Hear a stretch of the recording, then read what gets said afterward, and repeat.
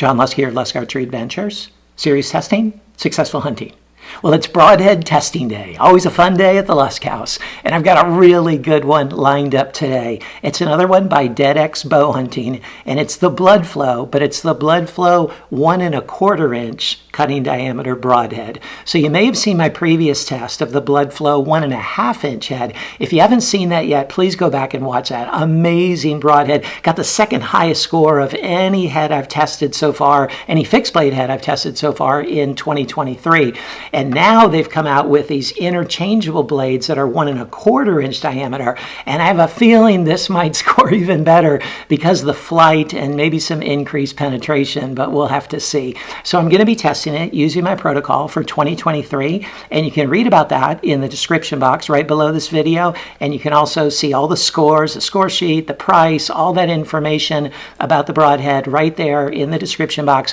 Or you can watch the video that I did earlier this year called 2023 Broadhead Test Process or something like that, and see why I do these tests, how I do them, and it kind of gives you some behind the scenes about the tests so you'll understand them a bit better. So, and I'm going to be using my Bowtech CP28 set at 72 pounds, and for most of the shooting I'm using Bishop FOC King arrows, but for the really hard impact stuff I'm using the Bishop FAD Eliminators because they can handle it. So let's zoom on in here and check out this BloodFlow 1 1/4 inch and go through some of the design features and specifications and then put it to the test.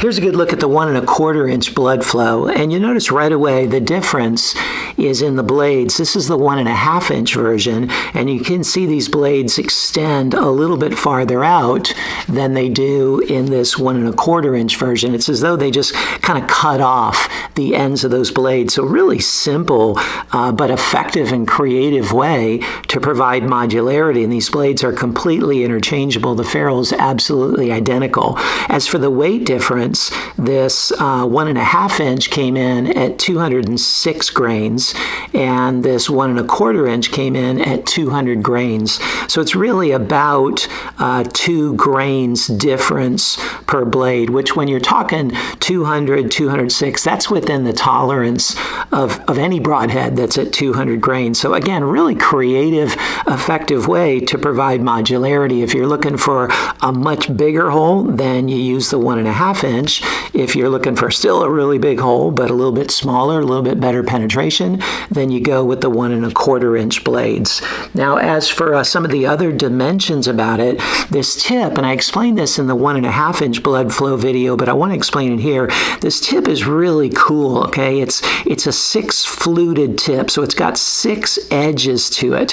And what that does is it not only provides a continual cut from the tip all the way up through that blade, but it also provides a 0.2 inch cut going in the opposite direction where there is no blades. So there are no blades. So you're getting an extra 0.2 inches of cut in between there. And here you can see the difference if you compare it to an Exodus, which I also love.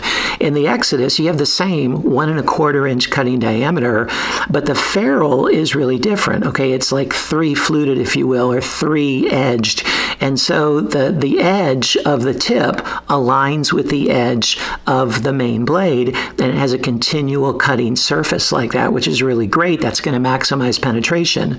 But in the BloodFlow, you're getting that extra cut in between the blades. So rather than just having a 1.875 inch cut, which is what you get with the Exodus, same cutting diameter blades, because of this tip, you're getting a 2.475 inch cut, an extra 0.6 inches of cut with that extra big tip. So that's just going to open up a much wider wound channel. So I think it's important to note that difference there.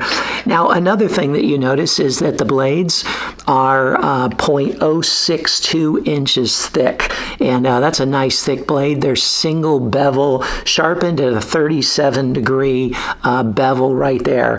And as for the materials, the ferrule is made out of an 1144 high carbon carbon steel with a Rockwell hardness of 45, and then the blades are a 1095 high carbon steel at a Rockwell hardness of 55. You'll notice also that it's got a really short overall profile just to maximize flight and penetration, and super tight tolerances. One thing that is a challenge, it's a blessing and a curse, the tolerances are so tight that when you slide the blade in, okay, it kind of barely fits, so it doesn't fall out as easy as, say, an Exodus or some other heads, because it's really tight when you put them in there, even without that washer down there at the bottom. But then you got to keep like putting them on your shaft and tighten them, loosen them, tighten them, loosen them, tighten them, until they get, I do it like maybe 20, 30 times until they're really snug enough to spin very true. When you first put it on, you're going to go, hey man, it doesn't spin well. But if you keep tightening it, loosen it, tighten it, loosen it, then you're going to get it to where it spins very, very well. I love that about this head. Now let me show you how to put it together here. I mean, it's pretty simple. So you have this this one-piece ferrule, as I've explained. That's the 1144 high carbon steel, and you just slide this collar over it. I believe that's an aluminum collar. It doesn't really matter. It just holds the blades in place, but it's got this lightweight collar that goes over it, and then you just slide in one of these blades into the slot like you would any 3-blade component head, but it fits really snugly. You want to make sure that it goes all the way under that tip right there. So it slides in like that. You do that with all 3 of the blades, and then you put the collar on at the base, and then you're ready to rock and roll. And again, you have to screw it onto the shaft, unscrew it, screw it, loosen it, tighten it, loosen it, tighten, loosen it. Do that over and over until it's all really tight and snug, and then it's going to spin extremely well like that. So that's how it all fits together. I'm eager to put this head to the test and see how it performs.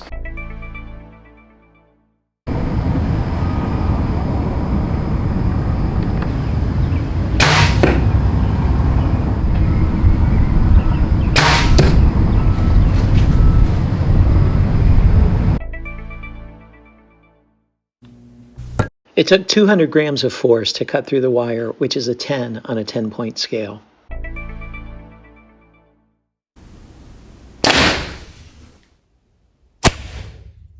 It penetrated 7.5 inches. I know it doesn't look like that the way it's lined up with the lens, but that is the measurement, 7.5 inches. It didn't take any extra force to cut through the wire after penetration test 1, so that's a 10 on a 10-point scale. It rotated 20 degrees at 11 inches. It penetrated through 48 layers.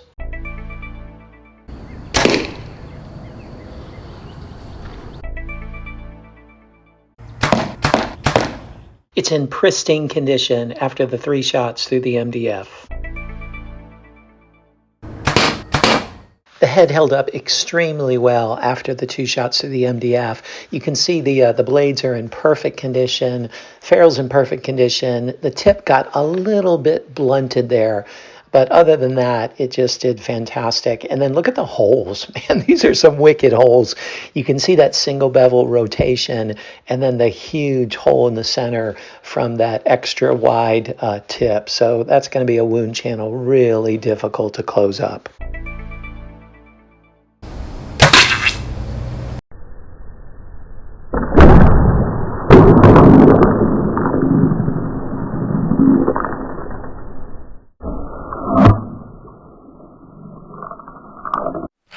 So here it is after all the durability tests. It's gone through the MDF 3 times, the steel plate 2 times, and then, man, blasted the concrete, and it made a really deep hole in that concrete. And, you know, mind you, this is 790 grains. When you have a 200 grain tip on these Bishop Fat Eliminators, 790 grains hitting that concrete. And the way it bounced off at a weird angle, I thought maybe it would have bent the ferrule or something, but it did not.